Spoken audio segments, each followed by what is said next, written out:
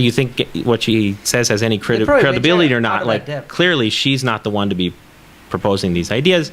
But despite that, I mean, like, if you thought people were saying bad things about Dan Rivers, yeah, pretty much they thought this lady was the spawn of Satan. But the thing is, the reaction to it, the angry reaction to it, I think is good evidence of why censorship just isn't needed in Thailand, and why it's dismaying to see the amount of censorship that is going on. Even if because I happen to believe that the local news sense is fairly one-sided in a lot of ways, sometimes on both sides, but there are lots of websites being blocked and everything. But the fact that she said these things, which were ignorant, because she doesn't know about these things, no matter what you think of the actual thesis, she made them in ignorance.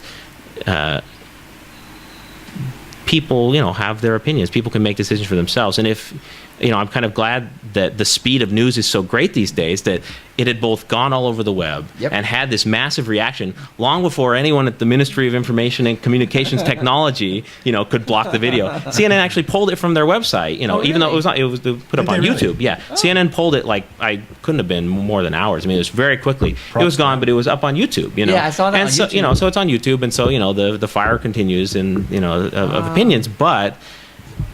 It didn't change anyone's opinion. I just don't think that the censorship we're seeing is needed, because people have their opinions. People make their own decisions about what they think based on the evidence they have, and she failed to convince any Thai person I've met. So. Yeah, I think you have to look at something like that in context. I mean, she might have said something terribly offensive or bad, but she didn't do it out of malice or hate. She did it out of stupidity, basically, or just like an ignorance of how the world works. I don't think she meant disrespect. No, the way she talks. Yeah, no. I mean, body language. And the way, that's kind you can criticize her professionalism or whatever, maybe, but certainly. But again, like, people jump kind of straight to this is more evidence that CNN is paid by. I mean, like, oh, come on, give me a break. Like, she's a talking head. I just don't like people that talk in that tone of voice, no matter what they're talking about. It's like they're from a California cheerleader. Like, there's a riot in Thailand, and like, then this guy, it's totally scary. But this time, I think both incidents, both CNN incidents, I watch CNN. I don't. Sometimes I believe, sometimes I don't, but that's just another news channel. Yeah, I mean, that's the thing. My point is, Twitter has really changed the whole thing. Oh, absolutely. Absolutely. The response was just quick, and you can just check it right away. Yeah. How people believe or don't believe that. Yeah.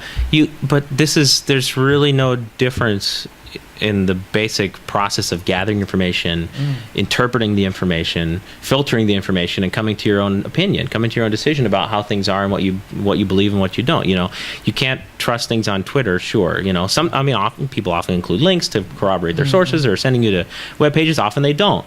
But there's no difference from that, I think, ultimately, than watching an investigative report and having to judge the quality of the people they're interviewing, whether there's any bias, accidental bias, intentional bias. You always have to listen to what you're hearing, compare it to other sources you're getting information from, not shut anyone out.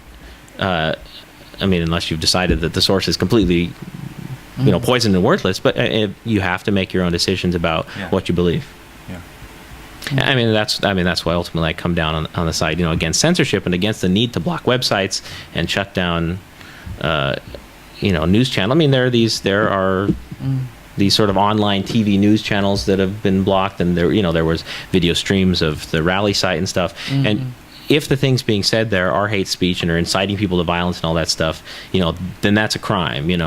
Then those things are potentially valid.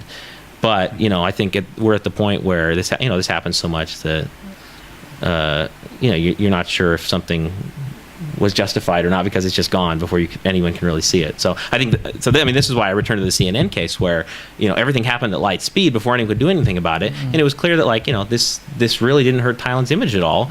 As far as anyone who matters, maybe someone sitting in I don't know, Topeka, Kansas now thinks these terrible thoughts, but what does that matter? They're not gonna. They probably think you were talking about Taiwan. So.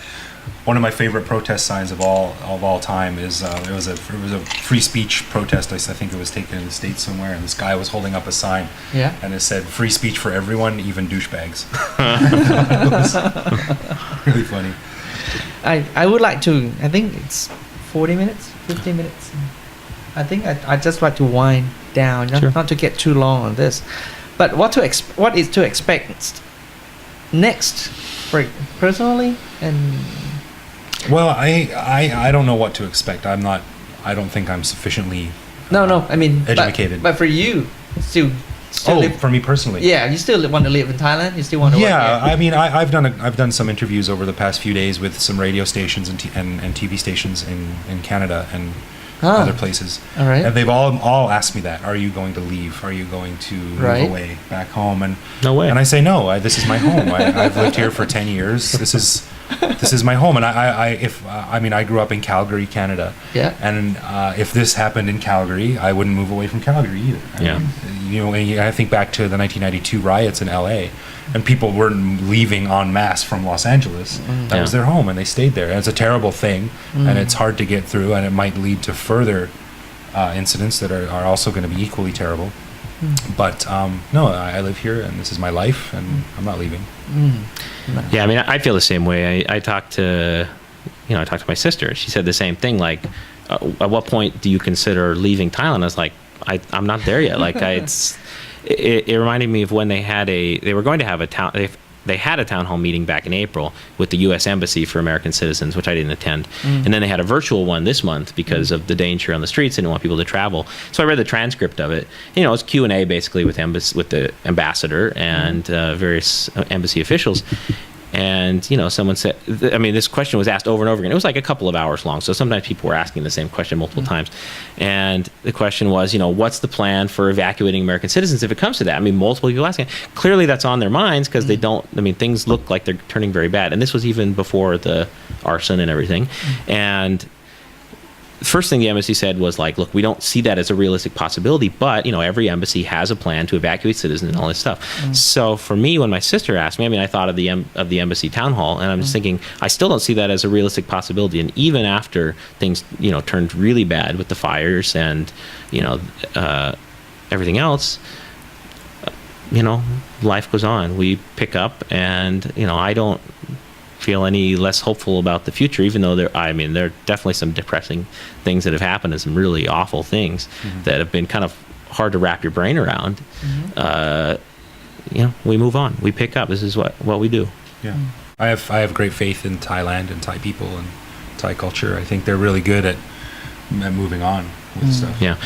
I don't say that to mean, we want life to go back to exactly as normal. We want to ignore the problems because, there is a deep divide. Actually, yeah, that's a good point. It's a lot of Thai, especially in Twitter, as we were saying. It's fine. Everything coming to it all calmed down. It doesn't mean it stops. No. And it's time. It's really a lot of people start saying, look, it's time to forget the saying that we have to reconcile. We have to be unified, stuff like that. It's not that. Most people say no, it's not that, but just have to learn to accept the difference of opinions. Absolutely. Yeah. That I think start hearing more and more of that. And there was a great op-ed yesterday in the Bangkok Post, actually. I don't know if I'm going to make any enemies by talking about this. Are you getting sucked in again? No, I'm just going to say, like, this is an op-ed, but I think it was a very positive and hopeful op-ed. It was actually, there was a a video that's gone all over Thailand of an acceptance speech and awards ceremony of a Thai actor. Kun Phat.